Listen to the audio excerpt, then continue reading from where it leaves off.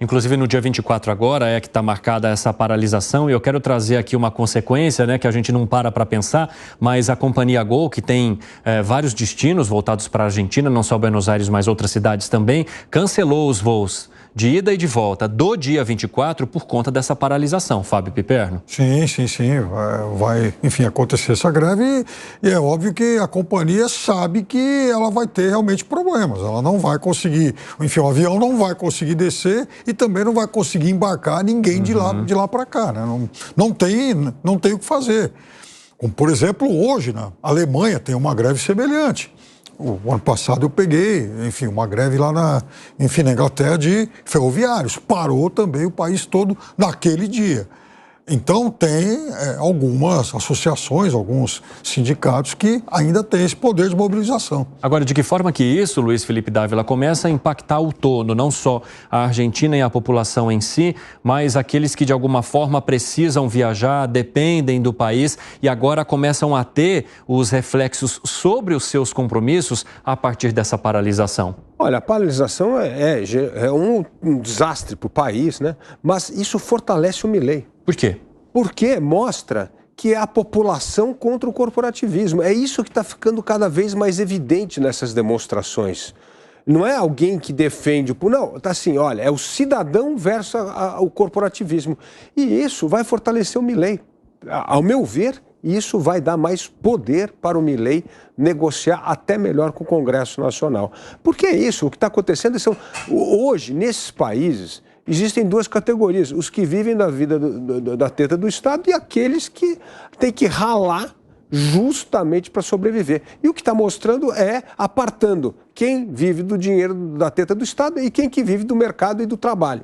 Ô, Gustavo Segré, nessa fala aqui do Luiz Felipe Dávila, me chama a atenção o corporativismo versus a opinião pública. A opinião pública é contra essas ações dos sindicatos ou esses eleitores que hoje colocaram o Milei no poder, eles seguem completamente essa cartilha do Milei que os coloca contra, então, ações que são feitas como essa paralisação geral na próxima quarta? O Milei está hoje com 58%, 60% de imagem positiva. Isso mostra que está por cima da quantidade de pessoas que votaram nele. Sim. Que era 55.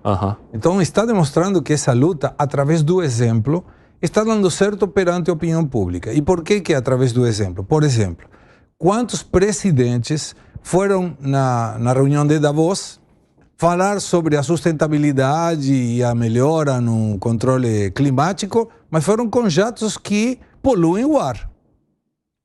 O presidente Milei, ele foi em um avião comercial. O ministro da Economia foi na classe econômica. E tinha pessoas que falavam, quem vai melhorar? Ele. E aí falavam, mas quem é ele? O ministro da Economia. Imagina o ministro da Economia sentado do teu lado, viajando para a Alemanha. Sei lá, não é comum num político.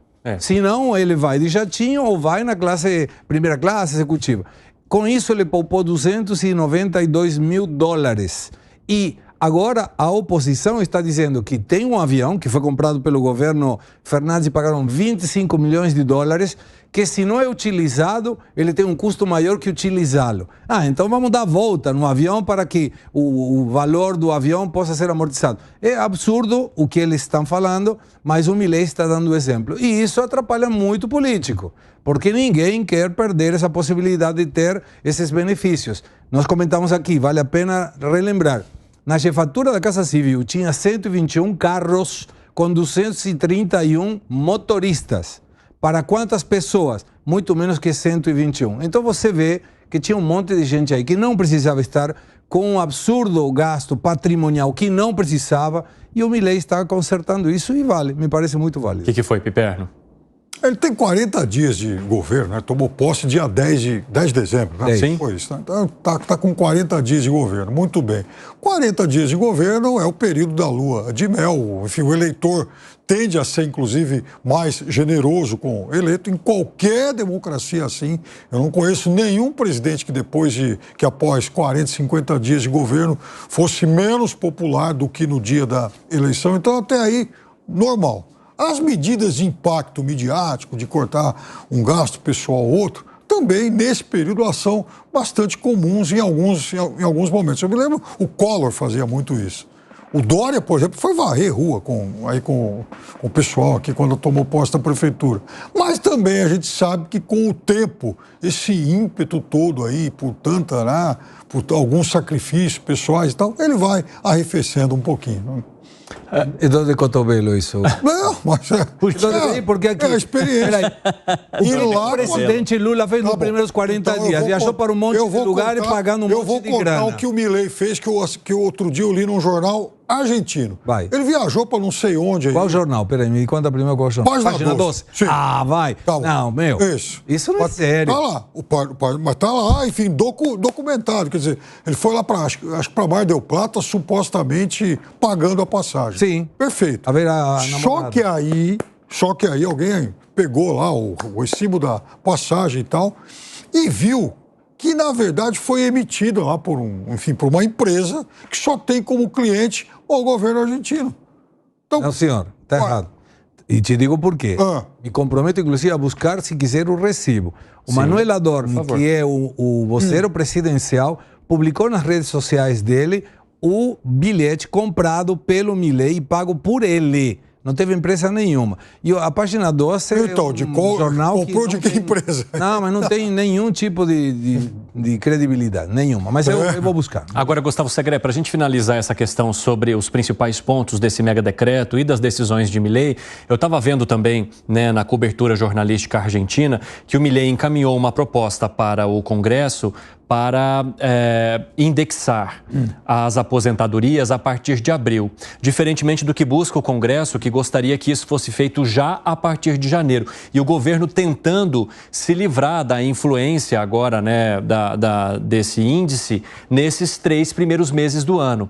Onde que essa história vai dar, hein? Curioso Gustavo também. Segré? Cada um com o dinheiro do outro disponibiliza o que quer. Exatamente. Né? Não, vamos pagar. Mas é você que paga? Não, é outro que paga. Lógico, aí você que quer pagar.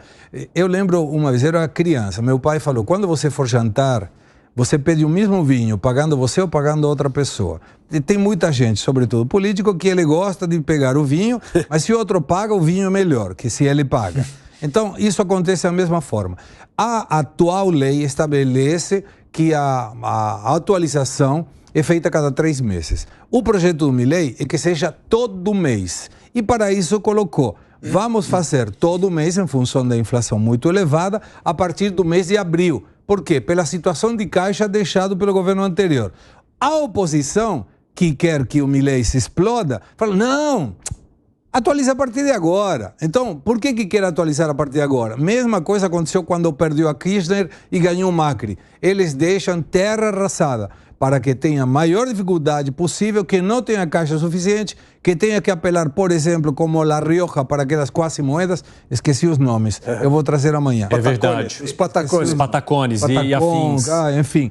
Então, esse é o objetivo da oposição e do Congresso. Não atualiza agora, para atrapalhar totalmente o governo Milei.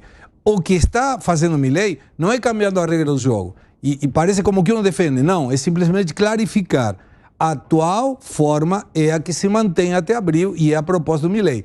A partir de abril, seria todo mês para melhorar o poder aquisitivo do aposentado. Mas não é que mudou nada contra o aposentado. Não tem nada a ver com isso. Fala, Luiz Felipe Dávila. Não, é isso. Inflação ajuda muito a financiar governo irresponsável. É isso que acontece. Inflação, você passa 3, 4 meses sem pagar a conta. Licou tudo. É isso aí, já derreteu o valor do dinheiro mesmo e aí você vai empurrando com a barriga. Por isso que o problema fiscal nunca foi tão grande na Argentina, no sentido, e no Brasil, porque a inflação era a coisa que encobria isso. Na hora que você começa a colocar a ordem na casa, vai derrubar a inflação, fazer um negócio, aí começa a pesar. Então o que está fazendo? Mantém a regra antiga, a partir de abril vai ser a nova regra do jogo. E nesse meio tempo ele cumpre o contrato e ao mesmo tempo se beneficia de 3 meses de inflação, que está a 211% ao ano, para poder dar uma aliviada no caixa do governo.